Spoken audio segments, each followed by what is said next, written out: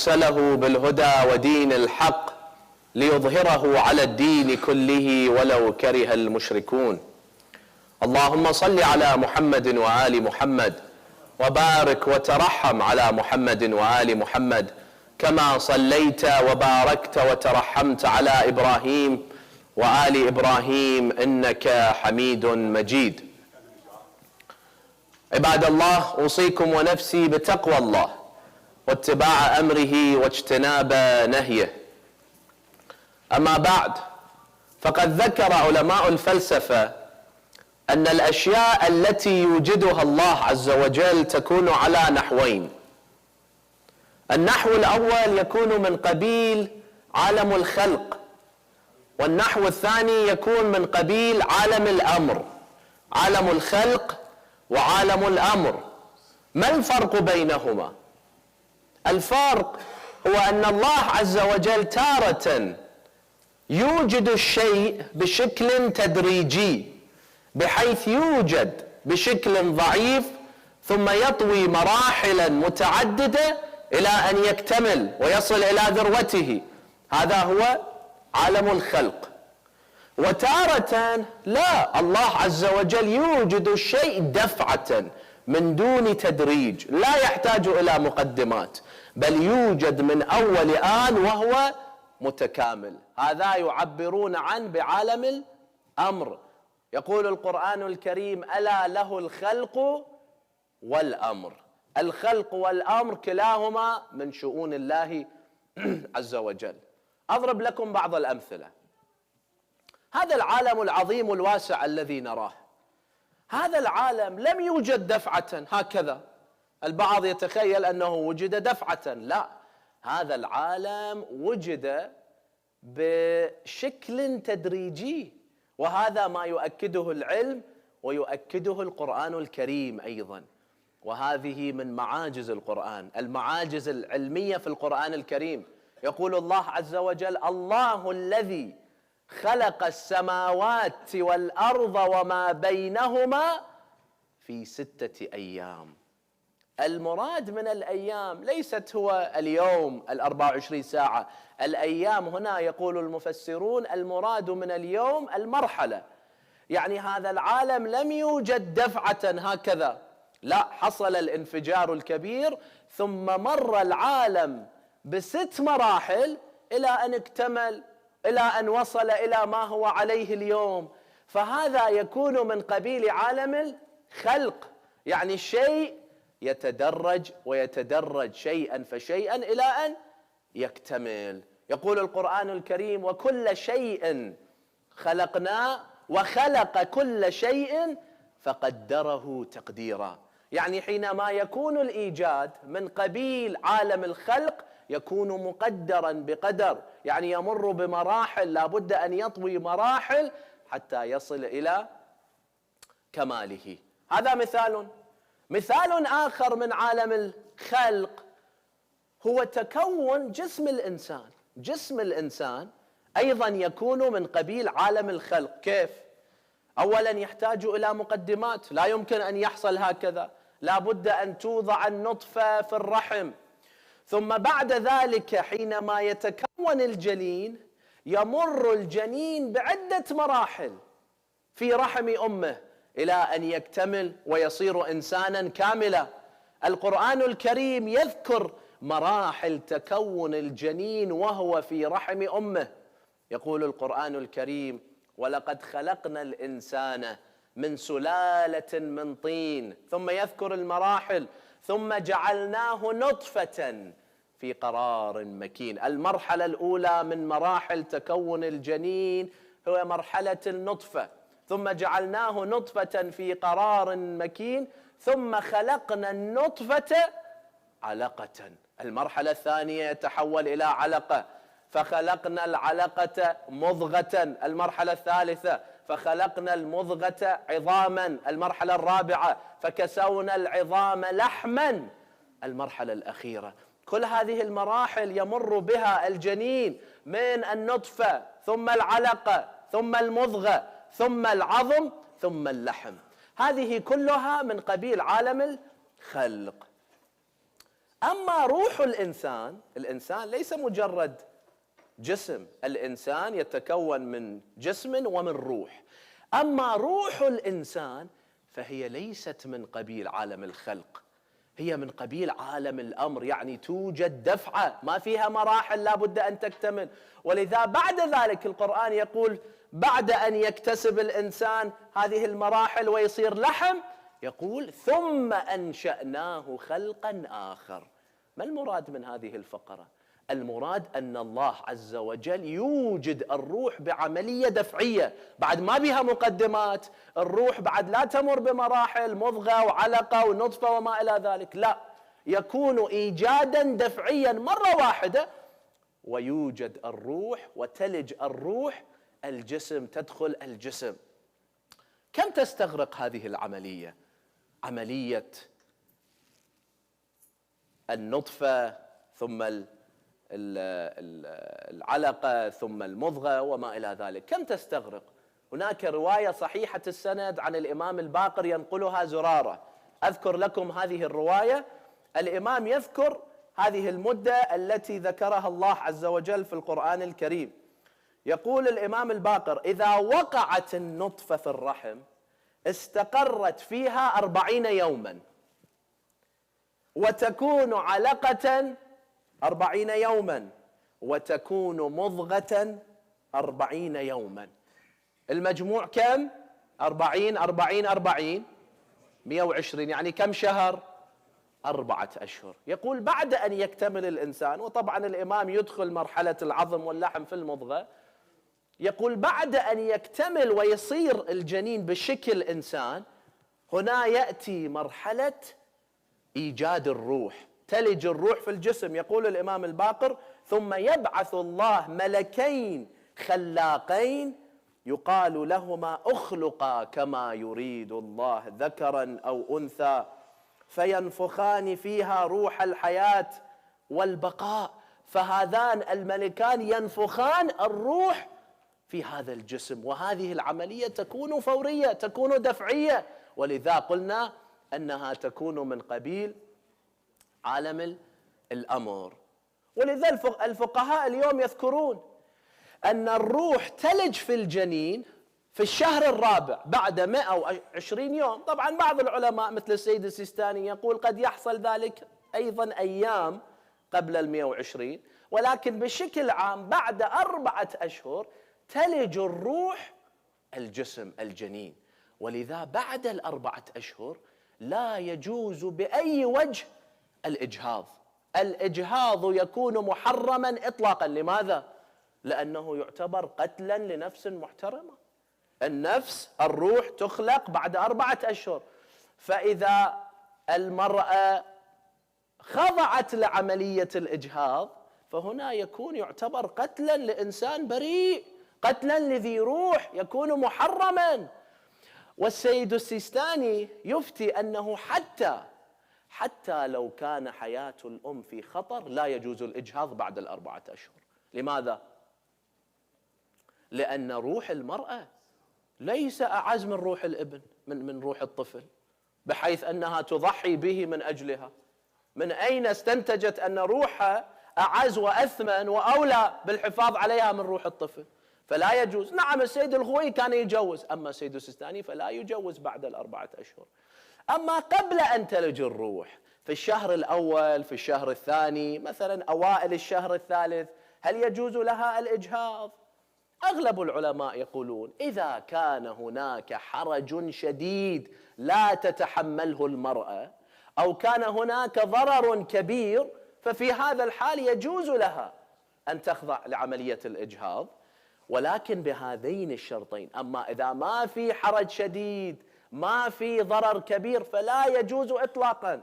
هناك رواية صحيحة ينقلها إسحاق بن عمار عن الإمام الكاظم عليه السلام، يسأله يقول: مرأة حبلى هذه تشرب دواء فتسقط ما في جوفها، ما في بطنها، يجوز أو لا يجوز؟ أكو فالدواء إذا شربته المرأة الحامل تطرح، يجوز أو لا يجوز؟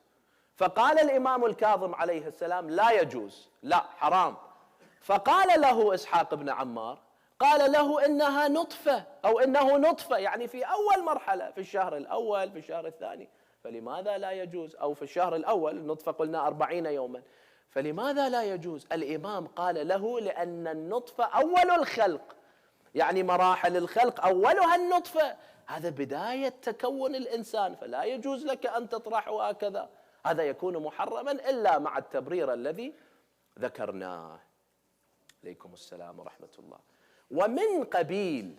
ومن قبيل عالم الأمر هو خلق نبي الله عيسى عليه السلام. خلق نبي الله عيسى أو إيجاد نبي الله أو ولادة نبي الله، هذا يكون من قبيل عالم الأمر لا عالم الخلق، حيث كانت هناك 3 معاجز في ولادة نبي الله عيسى. المعجزة الأولى أن عيسى ولد من غير أب. في عالم الخلق هذا مستحيل، لأنه يحتاج إلى مقدمات. كيف يولد طفل من دون أب؟ لا بد قلنا النطفة تصل إلى الرحم، هذا شيء لا يعقل إذا كان من قبيل عالم الخلق. أما إذا كان من قبيل عالم الأمر، أمر الله عز وجل، فإنما أمره إذا أراد شيئا، شوف القرآن يقول أمره، عالم الأمر، إنما أمره إذا أراد شيئا أن يقول للشيء كن فيكون. فهذه هي المعجزة الأولى. وأذكر لكم بعض الآيات في سورة مريم حول ولادة عيسى. يقول القرآن الكريم: فاتخذت من دونهم حجابا، مريم، فأرسلنا إليها روحنا فتمثل لها بشرا سويا. جاء جبرائيل عليه السلام بشكل إنسان، هي لا تعلم أن هذا جبرائيل. قالت إني أعوذ بالرحمن منك إن كنت تقيا، لا تعلم أنه ملك من الملائكة. فأجابها جبرائيل قال: إنما أنا رسول ربك لأهب لك غلاما زكيا. مريم حينما سمعت ذلك انتقل ذهنها إلى عالم الخلق، لا يمكن، كيف وأنا لم يمسسني بشر؟ قالت: أنى يكون لي غلام ولم يمسسني بشر ولم أك بغيا. وبالفعل في عالم الخلق هذا شيء محال، لكنها نست أن الله عز وجل إذا أراد شيئا يقول له كن فيكون. فأجابها جبرائيل قال: كذلك قال ربك هو علي هين ولنجعله آية للناس ورحمة منا وكان أمرا، يعني من قبيل عالم الأمر، كن فيكون، وكان أمرا مقضيا. فهذه هي المعجزة الأولى، أنها حملت من غير زوج. المعجزة الثانية بعد أن حملت، كم كانت مدة الحمل؟ هناك آراء متعددة بين المفسرين، بعضهم يقول ساعة واحدة من أول ما حملت إلى أن وضعت، بعضهم يقول 6 أشهر، هناك آراء أخرى، ولكن عدة روايات عن أئمة أهل البيت تؤكد أن الحمل كان 9 ساعات، كان 9 ساعات، كل ساعة كان يمثل شهرا من الحمل. كيف يمكن أن يحصل ذلك؟ 9 ساعات، عالم الخلق لا يمكن، ولكن عالم الأمر، أمر الله عز وجل، فهذا الشيء ممكن. يقول القرآن الكريم: فحملته فانتبذت به مكانا قصيا فأجاءها المخاض، يعني رأسا بعد أن حملت فأجاءها المخاض إلى جذع النخلة. العملية ما طولت، مجرد كم ساعة، وهذه كانت المعجزة الثانية في ولادة نبي الله عيسى. أما المعجزة الثالثة من قبيل عالم الأمر بعد أن جاءت إلى قومها فأتت به قومها تحمله. يقول القرآن الكريم: حينما رأوا مريم العذراء تحمل طفلا قالوا: يا مريم لقد جئت شيئا فريا، يا أخت هارون ما كان أبوك امرأ سوء وما كانت أمك بغيا. هم شو يفكرون؟ يفكرون بعالم الخلق، عالم الخلق لا يمكن بنت غير متزوجة إلا إذا حملت الحرام أن تحمل طفلا، أن تضع طفلا، كل تفكيرهم في عالم الخلق. لكن مريم عليها السلام مؤيدة من الله عز وجل، فماذا فعلت مريم حينما اتهموها في شرفها؟ فأشارت إليه، أشارت إلى الطفل، فأشارت إليه. قالوا كيف نكلم من كان في المهد صبيا؟ مرة أخرى يفكرون في عالم الخلق. الطفل الرضيع يستطيع أن يتكلم؟ أكيد لا، يحتاج إلى يصير عمره 2 سنين على الأقل 3 سنوات حتى ينطق. أما رضيع أول يوم ولد هذا ينطق؟ هذا غير ممكن في عالم الخلق. فأشارت إليه. قالوا كيف نكلم من كان في المهد صبيا؟ قال إني عبد الله آتاني الكتاب. وهنا ظهرت المعجزة الثالثة، رضيع يتكلم في مهده. قال إني عبد الله آتاني الكتاب وجعلني نبيا وجعلني مباركا أينما كنت وأوصاني بالصلاة والزكاة ما دمت حيا وبرا بوالدتي ولم يجعلني جبارا شقيا، إلى آخر الآيات. فهذه من معاجز هذا النبي العظيم التي يتحدث عنها القرآن الكريم. أكتفي بهذا القدر في الخطبة الأولى، ونكمل إن شاء الله في الخطبة الثانية. بسم الله الرحمن الرحيم. قل هو الله أحد الله الصمد لم يلد ولم يولد ولم يكن له كفوا أحد.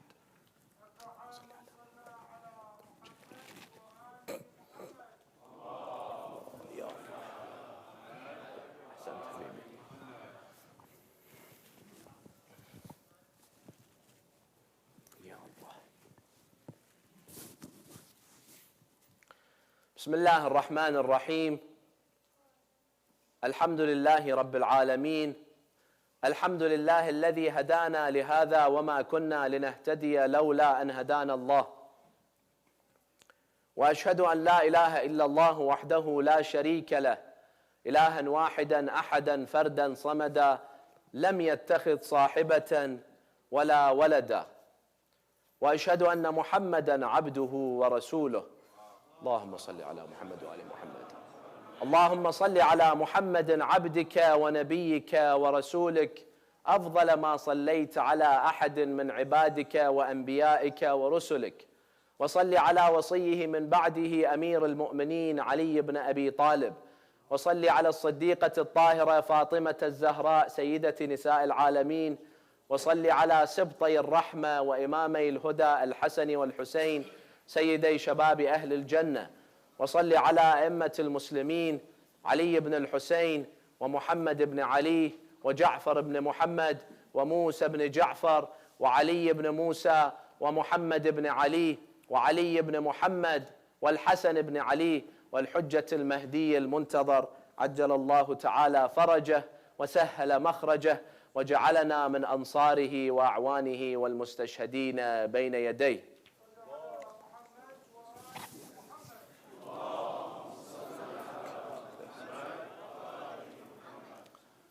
Respected brothers and sisters, mu'mineen and mu'minat, as the world prepares to celebrate the day of Christmas tomorrow, I'd like to take a couple of moments to examine the status that Mary, the mother of Jesus, has in the religion of Islam. Because you will notice that there is no religion that exalts and honors Mary, the mother of Jesus, like the religion of Islam, including Christianity. And I'd like to show 2 points. The first point, when it comes to the day of Friday, today, as you all know, the day of Friday is the most blessed day of the week in Islam. In one hadith, the Imam says that we have 4 holidays in Islam. 1 is Eid al-Adha, 2 is Eid al-Fitr, 3 is Eid al-Ghadir, and 4 is Yawm al-Jum'ah, the day of Friday. So it's a very blessed day, and that's why almost every Friday you get all those mass messages of people just telling you Jum'ah Mubarakah, that sometimes you have to even block because of how much you receive of them. So it is a very blessed day. It's a day of worship. It's a holiday for the Muslims. The traditions tell us that sometimes we ask Allah, we do dua to Allah Azza wa Jal, Allah will postpone the answer until Yawm al-Jumu'ah, until the day of Friday, because it's a very holy and sacred day. Alaykum as-salam wa rahmatullah. Other traditions tell us that when you do a good deed on the day of Friday, Allah will multiply the reward. He will give you more thawab for doing something, a good deed, on the day of Friday. That's why the imams used to encourage their companions to pay sadaqah. It is mustahab to pay sadaqah on the day of Friday, and Allah will multiply your ajr. It is recommended to read some Quran, to do some dhikr, to pray some mustahab, salawat. Any ibadah, worship that you can do, try to do some on the day of Friday. Even if it's 5 minutes on the day of Friday, allocate those 5 minutes for some worship, because Friday is the day of worship. Now the question is, why Friday in specific? Why did Friday become the holy day for the Muslims? There's an interesting hadith from Imam al-Kazim alayhi salam, where he had a discussion with a priest, a Christian priest. And he tells him, do you know why Friday became the holy, blessed day for Muslims? And most Muslims even don't know that. He tells them the reason Friday became the holy day for Muslims is because Maryam was pregnant with Jesus on Friday. And to honor Maryam, Allah Azza wa Jal made Friday the holy day for Muslims. Subhanallah, we revere her in a way that you see even Christians don't. Christians, their day of worship is Sunday. Why? Many of them say it's because the day that Jesus was resurrected. While our day of worship is to honor Maryam alayha salam, the mother of Jesus, the mother of Prophet Isa. So this is point number one. Point number two that shows how much Allah glorifies Maryam. The Quran. Read the Quran. I mentioned some verses in the first khutbah. You see, the Quran has 114 chapters in them. Of the 114 chapters, you will find only 8 chapters are named after people. Only 8 people have this honor in the Quran, wherein a chapter is named after them. You have 6 prophets of Allah, like Ibrahim, like Yunus, Yusuf, and of course Prophet Muhammad sallallahu alayhi wa alihi wa sallam. And then you have 2 individuals. One was Luqman. Luqman, there is a discussion between scholars. Was he a prophet? Was he not a prophet? Just a wise man? And the final individual who has an entire chapter named after them is whom? Maryam alayha salam, Maryam ibnata Imran, an entire chapter dedicated to her. No woman during the time of Rasulullah has a chapter named after her, but Maryam alayha salam, the mother of Isa, has an entire chapter dedicated to her. And Allah mentions her name numerous times, such that it is mentioned in the Quran, Maryam, more than it is mentioned in the Bible. More than it is mentioned in the Bible. And this point in itself, my friends, should be something that we Muslims should use to attract Christians to our faith. Many Christians do not know anything about Islam. They think Islam of a weird religion that has absolutely no commonality with us, with Christianity. But once they know entire chapter about Maryam, and Allah speaks about Jesus and the virgin birth, this will really make it much easier for us to unite on the similarities rather than just disunite on the differences. And if you remember a few years ago here in Dearborn, there was this crazy pastor who came and he wanted to burn the Quran, Terry Jones. You remember that? A while after that, my father, who by the way is in Karbala now, and he sends all of you his salams, and inshallah we'll pray for you in the haram of Imam Hussein alayhi salam, had a debate with him. It's on YouTube, you can see it on TV. So he asked Terry Jones, why do you want to burn the Quran? He told him, because I am protesting against Sharia law. He asked him what Sharia law, he had no clue what Sharia law is. But the point is, then my father told him this point. Do you know, oh Terry Jones, that when you burn the Quran, there is an entire chapter in the name of Mary? Do you know that Jesus is mentioned 25 times in the Quran, and by burning the Quran, you burned your own beliefs? Most non-Muslims have no clue, brothers and sisters. And Muslims rarely open the Quran to read it. You expect non-Muslims to read the Quran? They have no idea what's in the Quran. And that many of the beliefs that they have, we also believe in them. And even during the time of Rasulullah, we see this. We see how some of the Muslims focused on the similarities between Islam and Christianity. In the beginning of Islam, in its inception, many Muslims were oppressed by the people of Mecca, by the mushrikeen. So the Prophet, he organized a group of Muslims and he asked them to go to Ethiopia, Abyssinia back then, Al-Habasha. Who led that group? The cousin of Rasulullah, Ja'far al-Tayyar. So they went from Mecca and they arrived to Abyssinia. The mushrikeen, the people of Quraysh, they found out that they're going there to seek asylum. So they sent Amr ibn al-As to spew some propaganda. Amr ibn al-As, he went to the king. There was a just king by the name of Najashi who was Christian. He went to him and he told him, look, there's a group of people called Muslims. They're going to come. They're terrorists. SubhanAllah, just like today, the propaganda. Do not give them any asylum. Ja'far al-Tayyar arrives and he meets the king. This king is very wise. He's not easily swayed by propaganda. So he comes and he asks him, we need asylum here. Please give us refuge here because our people, they do not allow us to practice our religion. He tells him, what's your religion? He says, we are Muslims. What do you believe in? We believe in one God against the idols. Makes sense. And then he tells him, and then we have this Quran. He tells him, tell me about your Quran, because Najashi had never heard about the Quran of the Muslims. Ja'far al-Tayyar is so smart. He tells him, I will tell you about the Quran. And he begins to read some verses of the Quran. Which verses? He chooses Surah Maryam.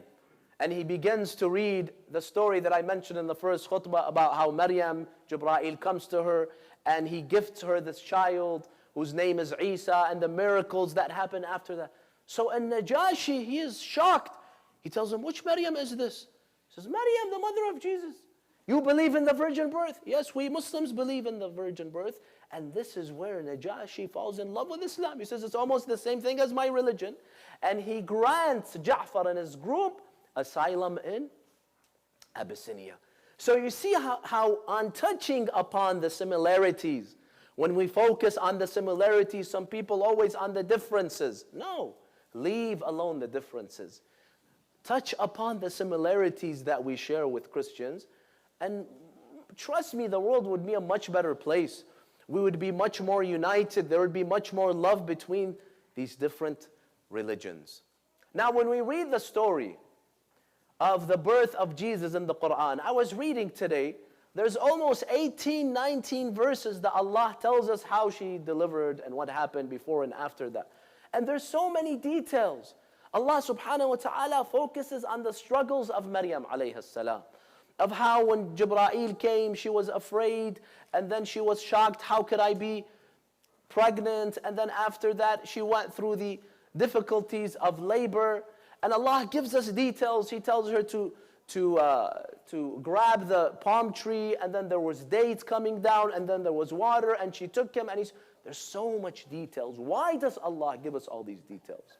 Couldn't Allah just say, yes, and Maryam had a miraculous birth with Isa, and salamu alaykum. Allah could have summarized it, but Allah chose to give us the details for a purpose. Allah subhanahu wa ta'ala wanted to give us a message. And the message may be this, that when Allah highlighted the troubles that Maryam went through when she delivered her child Isa, maybe it was to remind us of the troubles that our mothers went through when they had us. You know, many times, brothers and sisters, we forget what our parents do for us, what our mothers did for us, and they went through just to have us, just to raise us. Sometimes the mom will ask the son or the daughter to take out the trash, and they start whining and complaining so much. And I've even heard stories, the child or the son will request money. Mom, give me $5, I'll take out the trash. Do you know what your mother did for you for 9 months? The emotional, the physical, and the mental pain she went through just to have you. And then just taking out the trash is too much for you to do for your mother? A man came to Rasulullah, he told him, Ya Rasulullah, my mother is old. She's feeble. She can't do anything. I take care of her just like a child. I feed her with my hands. I wash her. I put her to sleep. I carry her on my back. Have you seen someone carries his mother on his back? I do everything for her. Have I repaid my mother her haqq that she has upon me, that everything she did for me? The Prophet says, no way, never can any human being repay his mother for what she did for him. Why? Listen to this. Sometimes we're not aware. He tells him, because remember, you're giving your time and attention to your mother, But look at what your mother did for you. Every part of her body, it was at your service. Her womb was your home for 9 months. You lived in her. And 9 months she had to deal with you kicking and moving, and she couldn't sleep and this and that. 9 months her womb was at your service. You lived inside her. You think by taking care of her you can repay her? And then the Prophet said, and then once you were born, every body part was at your service. As for her hands, it was to protect you and defend you. As for her feet, it was your vehicle. The child cries, he wants to go from one place to another. The mom, like a taxi, has to take the child from this area to another area. Her breast was the source of your milk. And every other body part, she had dedicated it for you. She did all of that for free without ever requesting anything in return. And number two, the Prophet says this. Listen to this, brothers and sisters. And then the Prophet says, and when she raised you, she wanted you to live. She wanted you to live 90, 100 years. No mother thinks, oh, this kid is giving me so much trouble, I wish he dies, right? No sane mother would do that. The Prophet says, while when you take care of your mother, deep down, you may not say it because it's rude, deep down in your heart, you're thinking, when will the day come that my mother leaves and goes to paradise? This is how we phrase it, the nice way. When will Allah take His amana and I'll be relieved? No one wants their sick parents to live 100 years because it's a burden upon them. She did it while she loved you and wanted you to live. You do it while you're asking Allah, when is my mother going to leave and I'll be relieved? Because it's a burden. You think you can repay your mother for what she did for you? The Prophet says that you will never repay her for one of the pangs of labor. One of the contractions of labor, you will never even repay her for that. Brothers and sisters, we truly forget or we don't know what our parents went through. All the agony, all the trouble, all the sleepless nights. When do we realize this? When we become parents and we go through all that trouble, we realize that we were undutiful. And that's why Prophet Isa alayhi salam, when he spoke as a child, what did he say? He said, I'm a servant of Allah, I'm a slave of Allah Azza wa Jal, and He has told me to pray, He has told me to pay zakat. And then he said, وَبَرًّا بِوَالِدَتِي. And Allah has requested me that I become dutiful towards my mother. وَبَرًّا بِوَالِدَتِي وَلَمْ يَجْعَلْنِي جَبَّارًا شَقِيًّا. I ask Allah Azza wa Jal to grant us the ability so that we can also become dutiful towards our mother and our father. And if they have passed away, then I ask Allah to shower their souls with His infinite mercy. Bismillah ar-Rahman ar-Rahim. Allahumma اغفر للمؤمنين والمؤمنات الأحياء منهم والأموات. اللهم عجل لوليك الفرج واجعلنا من أنصاره وأعوانه والمستشهدين بين يديه. وإلى أرواح المؤمنين والمؤمنات نهدي ثواب الفاتحة مع الصلوات.